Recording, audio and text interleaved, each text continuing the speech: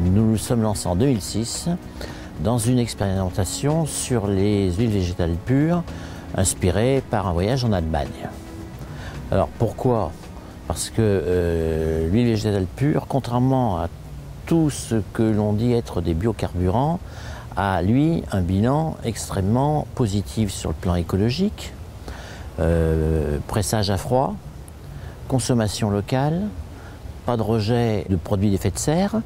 On n'a pas eu de difficulté à mettre en place ces machines qui tournent à l'huile parce qu'on a du personnel qui est extrêmement sensibilisé à la protection de l'environnement. On met tout en œuvre dans nos techniques, dans les jardins, on a supprimé les phytosanitaires, on fait des économies d'eau. Donc la logique c'était de travailler aussi sur les énergies renouvelables. Donc les huiles végétales c'était des carburants qui étaient attendus.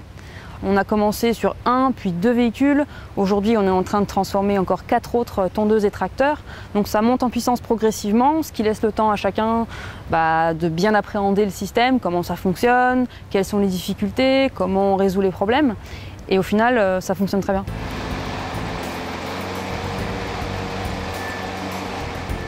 Les modifications sont très simples. Déjà pour commencer, on a démonté les injecteurs sur le tracteur. De 160 bars, on les a passés à 200 bars. À la suite, nous avons placé donc nos fameux petits réchauffeurs à faible économie d'énergie qui sont là. Ici, c'est des réchauffeurs à plaques. C'est ce système-là qui nous a permis de démarrer par -8 surtout. Là, on a un réchauffeur de style commerce. D'ailleurs, en dessous de 11 degrés, il se met en fonction et me chauffe mon carburant à 70 degrés.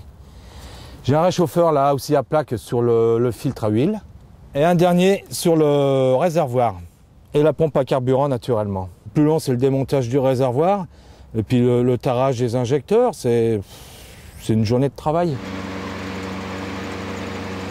Ça sent différemment, on a une petite odeur de friture qui donne faim de temps en temps. On m'a déjà fait la remarque, les enfants surtout, qui remarquent, ils disent ça sent bon, qu'ils me disent.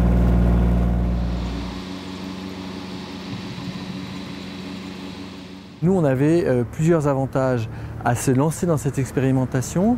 C'est là qu'on s'est dit qu'on avait par exemple des flottes captives comme la flotte des ordures ménagères, qu'on pouvait adapter les moteurs facilement et que donc en faisant des accords avec les agriculteurs de notre territoire, nous pouvions au moins tester cela.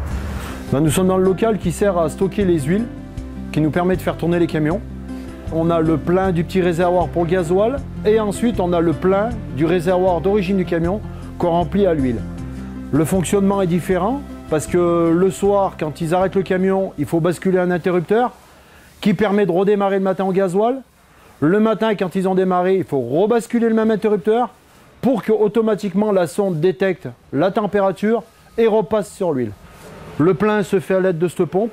Sur 4 mois avec 2 véhicules, on a tourné avec en gros 5000 litres d'huile.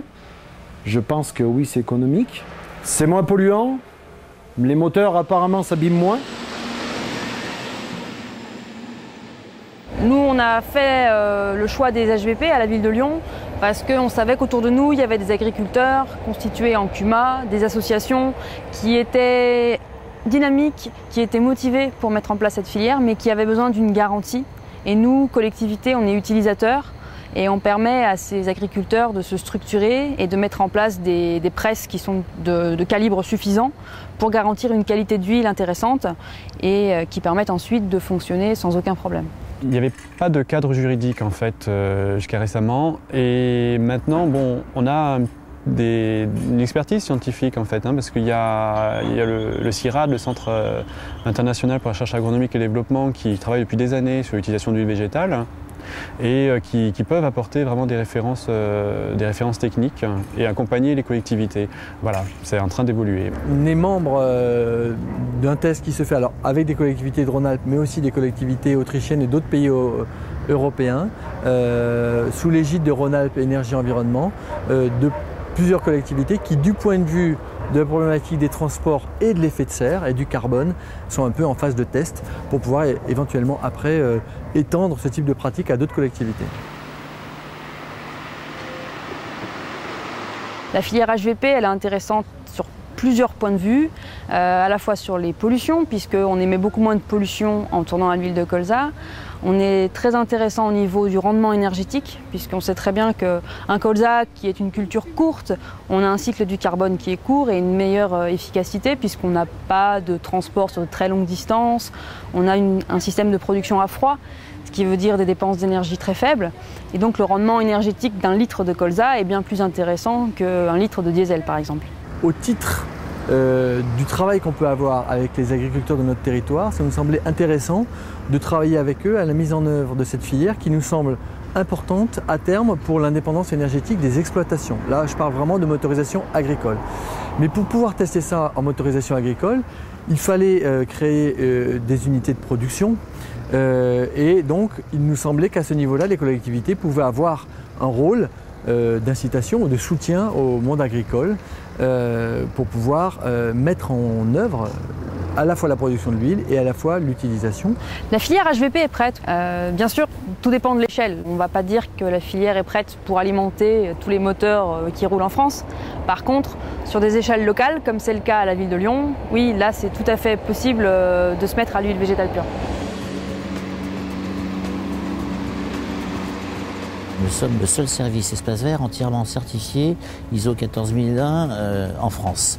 Mais si on peut convaincre nos collègues de la voirie, si on peut convaincre nos collègues de la propreté, de rouler à l'huile végétale pure à condition que la production soit suffisante au niveau local, on sera dans le meilleur des mondes.